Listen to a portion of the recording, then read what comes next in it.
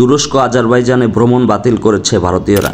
এক প্রতিবেদনে বলা হয়েছে, গত মাসে ভারত নিয়ন্ত্রিত কাশ্মীরে এক প্রাণঘাতী হামলার পরে সম্পর্কের তীব্র অবনতি ঘটে। ভারত অভিযোগ করে এই হামলার পেছনে পাকিস্তানের হাত রয়েছে, যদিও এর কোনো প্রমাণ পেশ করতে পারেনি দিল্লি। পাকিস্তান এই অভিযোগ অস্বীকার করে এবং ঘটনার স্বচ্ছ ও নিরপেক্ষ তদন্ত দাবি করে। এরপর ভারত পাকিস্তানে তথাকথিত জঙ্গি ঘাঁটি লক্ষ্য করে হামলা চালায়, যার জবাবে সংঘর্ষ শুরু হয়। শেষ পর্যন্ত শনিবার উভয় দেশে একটি যুদ্ধবিরতিতে সম্মত হয় এবং এখনও তা বলবৎ রয়েছে। এই পরিস্থিতিতে তুরস্ক ও আজারবাইজান পাকিস্তানকে প্রকাশ্য সমর্থন জানানোর কারণে ভারতীয়দের কাছে দুই দেশ সাশ্রয়ী ও জনপ্রিয় ভ্রমণ হওয়া সত্ত্বেও তা এড়িয়ে চলছে। ভারতীয় পর্যটকরা এই দেশগুলোর পরিবর্তে এখন জর্জিয়া, সার্বিয়া, গ্রিস, থাইল্যান্ড ও ভিয়েতনামের মতো বিকল্প গন্তব্যে ভ্রমণ করছেন। মসজিদ, মাদ্রাসা সহ 350 ধর্মীয় প্রতিষ্ঠান গুড়িয়ে দিয়েছে ভারত। নেপাল সীমান্তবর্তী জেলাগুলোতে অভিযান অব্যাহত রয়েছে। এখন পর্যন্ত 350টির বেশি মসজিদ, মাজার এবং ঈদগাহ গুড়িয়ে দেওয়া হয়েছে। স্ক্রিনে উল্লেখিত 7টি জেলায় অভিযান চালানো হয়েছে এবং তারা অর্থাৎ সেদেশের গভর্নমেন্ট এই সব মসজিদ, মাদ্রাসা এবং ঈদগাহগুলোকে অবৈধ স্থাপনা হিসেবে ঘোষণা করেছে। ইতিমধ্যেই তারা 350টিরও বেশি মসজিদ, মাদ্রাসা এবং ঈদগাহ ভেঙে ফেলেছে। তারা এগুলোকে সরকারি জমিতে অবৈধভাবে গড়ে তোলা স্থাপনা হিসেবে দেখিয়েছে। উত্তরপ্রদেশের মুখ্যমন্ত্রী যোগী আদিত্যনাথ সরাসরি এর পিছনে রয়েছে। সে বলেছে, ধর্মীয় স্থাপনার নামে কোনো দখলদারি বরদাস্ত করা হবে না। এটা বলেই সে সরকারি জমিতে যত মুসলিম স্থাপনা আছে সেগুলো গুড়িয়ে দিয়েছে। ওদিকে পাকিস্তানকে রুখে দিতে বাজেট বাড়াচ্ছে ভারত। এক প্রতিবেদনে বলা হয়েছে, 2025-26 অর্থবছরে ভারতের মোট প্রতিরক্ষা বাজেট 7 লাখ কোটি রুপি ছাড়িয়ে যাবে, যা ভারতের ইতিহাসের সর্বোচ্চ। আরেক প্রতিবেদনে বলা হয়, 2025-26 বাজেটে সশস্ত্র বাহিনীর জন্য রেকর্ড 6.81 লাখ রুপি বরাদ্দ করা হয়েছিল এবং 2014-15 সালে বিজেপি সরকার প্রতিরক্ষা মন্ত্রণালয়কে 2.29 লাখ কোটি রুপি বরাদ্দ দিয়েছিল, যার সর্বশেষ আপডেট হলো ভারত পাকিস্তানে বিমান হামলা চালিয়ে 31 জনকে হত্যা করেছে। এদিকে রেকর্ড $25 বিলিয়ন ছাড়ালো রেমিটেন্স। ডক্টর মোহাম্মদ ইউনূস ক্ষমতা গ্রহণের পর 10 মাস 7 দিনে $25 বিলিয়ন ছাড়িয়েছে রেমিটেন্স, যা আগের সব রেকর্ডকে ভেঙে দিয়েছে। আওয়ামী লীগ সরকার ব্যাংকিং খাতকে ধ্বংস করে দিয়েছিল, যার কারণে হুন্ডির মাধ্যমে প্রবাসীরা দেশে টাকা পাঠাতেন। তবে এর প্রবণতা অনেক কমে এসেছে, কারণ ব্যাংকগুলো এখন ডলারের দাম ভালোই দিচ্ছে। পাচার ও হুন্ডি বন্ধ হওয়ায় বাড়ছে রেমিটেন্স। চলতি মে মাসেই 7 দিনে রেমিটেন্স এসেছে $601 মিলিয়ন, যেটা বাংলাদেশি টাকায় 2527 কোটি টাকা, যা গত বছর ছিল 1972 কোটি টাকা। সরকারের তথ্য অনুযায়ী শেখ হাসিনার পতনের পর থেকেই প্রতি মাসেই রেমিটেন্স বেড়েছে ব্যাপক হারে এবং সেটা চলতি বছরে অব্যাহত রয়েছে। এরই সাথে আরেকটি গুরুত্বপূর্ণ তথ্য হচ্ছে, আগামী মাসে $3.5 বিলিয়ন সহায়তা পাবে বাংলাদেশ।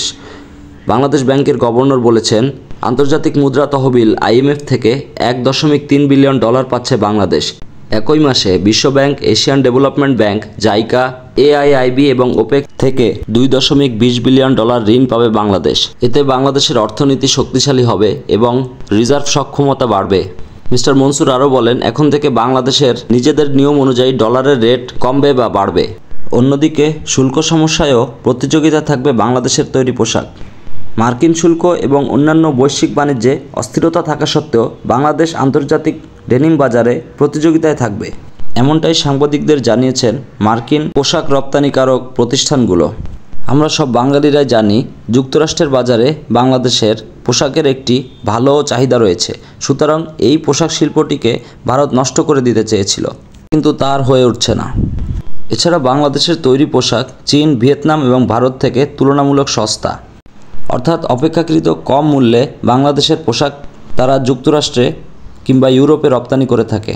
ট্রাম্পের আরোপ করা শুল্ক নীতি সকল দেশের মতো বাংলাদেশকেও কিছুটা ক্ষতিগ্রস্ত করবে, এতে কোনো সন্দেহ নেই। তবে এটা একটা প্রতিযোগিতামূলক বাজার তৈরি করবে। সম্প্রতি বাংলাদেশের ডেনিম এক্সপো অনুষ্ঠিত হয়, যেখানে বাংলাদেশ, ভারত, পাকিস্তান, চীন, তুরস্ক, স্পেন, ইটালি, ভিয়েতনাম, সংযুক্ত আরব আমিরাত, জার্মানি, সুইজারল্যান্ড এবং মার্কিন যুক্তরাষ্ট্র সহ 13টি দেশের 57 জন প্রদর্শক অংশ নেন।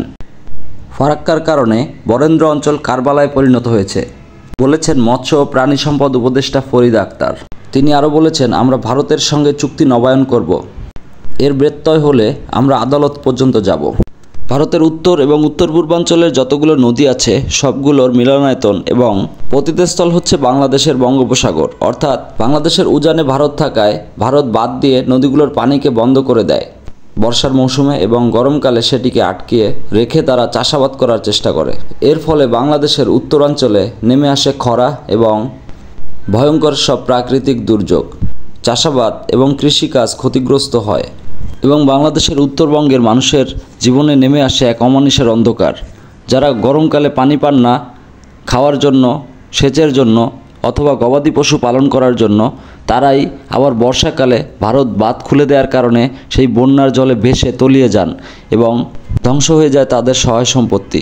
ক্ষতিগ্রস্ত হয় অর্থনীতি এবং জীবনযাত্রা। ফারাক্কা ব্যারেজ বা তিস্তা ব্যারেজ শুধুমাত্র বাংলাদেশকে মরুভূমি বানায়নি, কেড়ে নিয়েছে কোটি কোটি মানুষের বেঁচে থাকার শেষ অবলম্বন অর্থাৎ শেষ জমিটুকু, যা নদী ভাঙ্গনে বিলীন হয়ে গেছে অথবা সবুজ শ্যামল ফসলের জমি এখন হয়ে গেছে মরুভূমি। এভাবে বাংলাদেশের উপর পানি আগ্রাসন চালিয়ে ভারত যুগের পরে যুগ ধরে বাংলাদেশকে শোষণ করে আসছে।